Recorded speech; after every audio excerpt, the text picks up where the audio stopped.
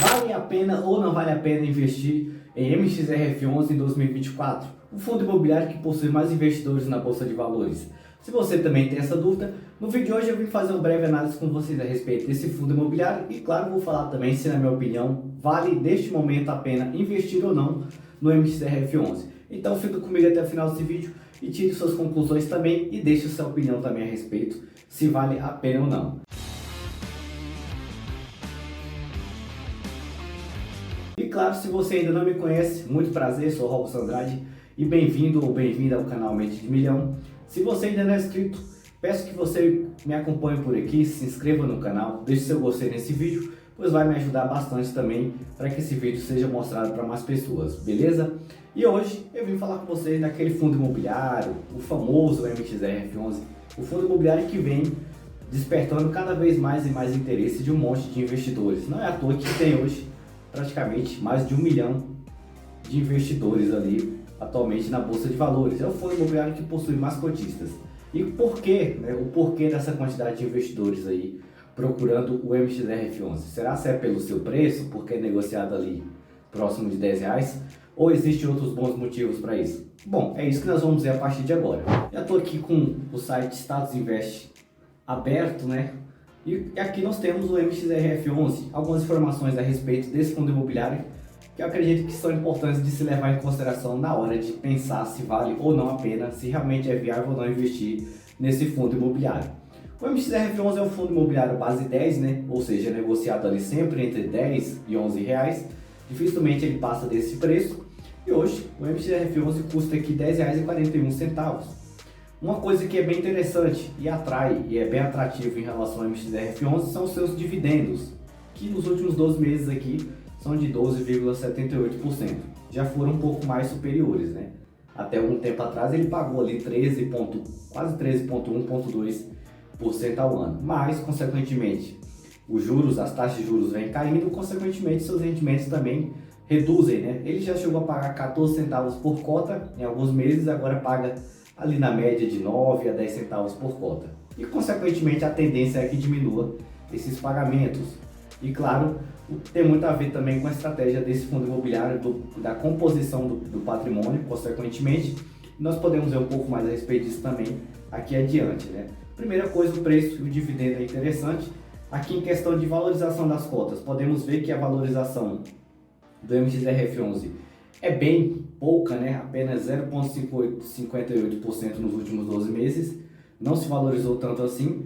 Podemos até ver em um ano, né, que o seu preço aqui partiu de próximo de 10,28, depois atingiu ali R$11,10, depois voltou aqui à casa dos R$10,30, 37, que é o que está sendo negociado agora aqui próximo desse valor. Mas, mesmo assim, podemos ver pelo seu PVP que ele ainda tem o preço elevado. E para um fundo imobiliário de papel, que é a composição do MXRF11, ele ainda está caro, né? E provavelmente não vale tanto a pena pensar na questão de comprar agora pela questão do preço. Por quê? Fundos imobiliários de papel tendem a pagar menos dividendo e as cotas tendem a se desvalorizar um pouco mais por causa dos dividendos que são menores, dos rendimentos, né? Aquilo que eu falei, um fundo imobiliário que paga 10 centavos por cota, se os juros continuar caindo, os rendimentos que estão atrelados àqueles títulos que eles possuem no seu portfólio vai render menos, então as suas receitas é menores e se você é um cotista, você recebe com base naquilo que o fundo imobiliário tem de resultado para distribuir através de cada cota, né? Se ele deixa de distribuir 10 para distribuir 5, os seus rendimentos vai praticamente diminuir pela metade. E isso já aconteceu em outros momentos, né? O MXRF11 ali próximo de 2015, 2016, chegou a pagar dividendos bem inferiores em relação ao que é hoje. Mas aqui falando principalmente sobre o PVP de 1,6, ele está sendo negociado muito acima do seu valor patrimonial, que é o quê? R$9,86. O valor patrimonial por cota é basicamente o seguinte: o patrimônio do MXRF11 é 3,2 bilhões. A quantidade de cotas, né, emitidas aqui são 334 milhões de cotas.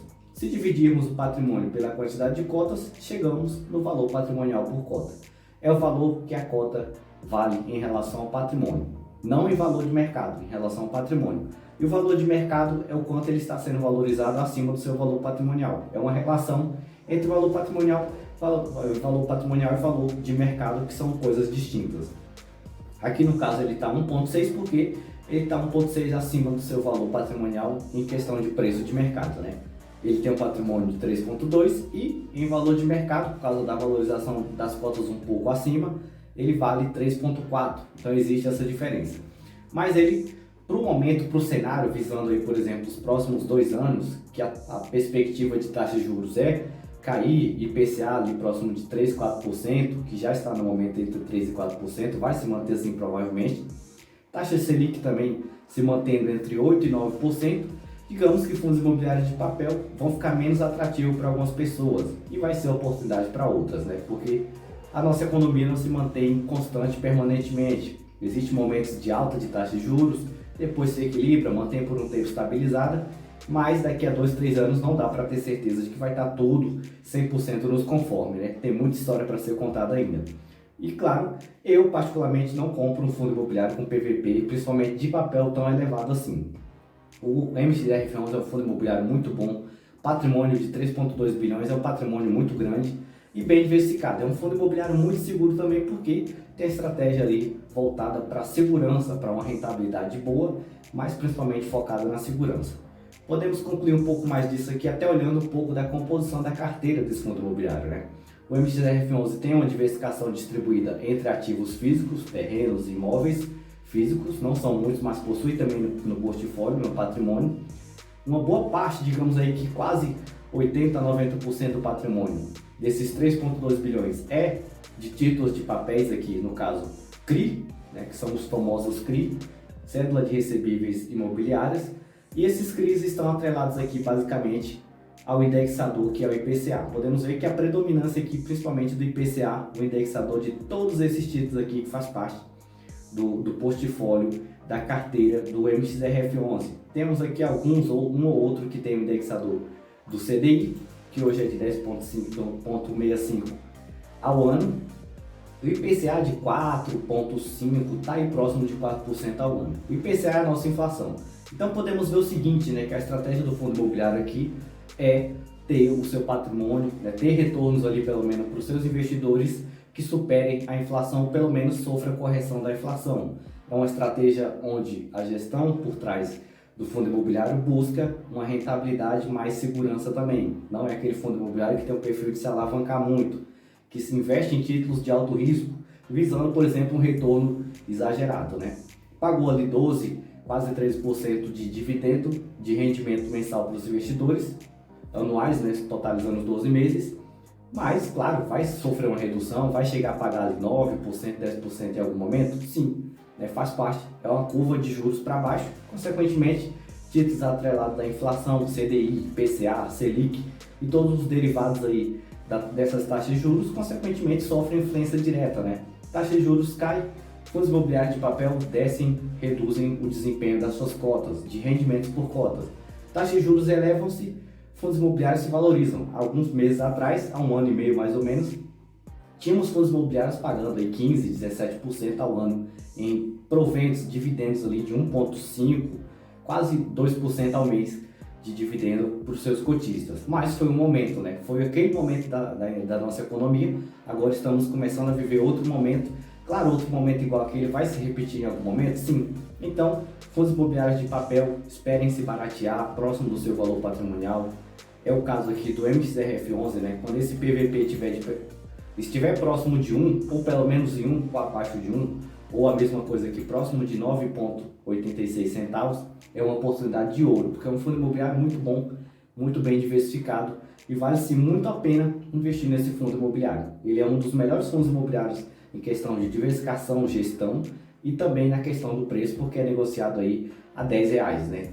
Às vezes você é aquele tipo de investidor que não pode investir muito, não tem muito dinheiro para investir, mas investe pouco e quer comprar cotas do MXRF11, então a questão do seu valor em questão de preço é viável de muitas formas, né, para alguns investidores, principalmente para o iniciante. Então, na minha opinião, claro, o MXRF11 é um ótimo ativo, um ótimo fundo imobiliário para se investir. A única ressalva que eu faria hoje é em relação ao seu valor patrimonial de 1,6, que é muito elevado.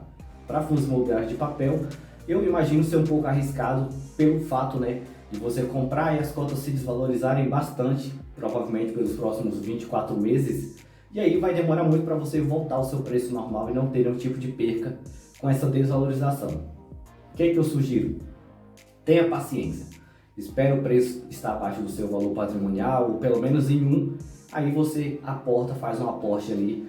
Enquanto isso, você pode buscar outras opções que tenham um PVP mais próximo de 1 ou abaixo de 1, que entregam um desempenho bom também, que entregam segurança como o MXRF11 pode entregar. Esse é o meu recado para vocês, espero que vocês tenham entendido um pouco do meu recado. Se você também tem algum tipo de opinião diferente da minha, por favor, deixe aí expressado nos comentários, porque eu quero ler e entender um pouco também da sua visão de investidor, beleza? Eu vou ficando por aqui e até qualquer momento.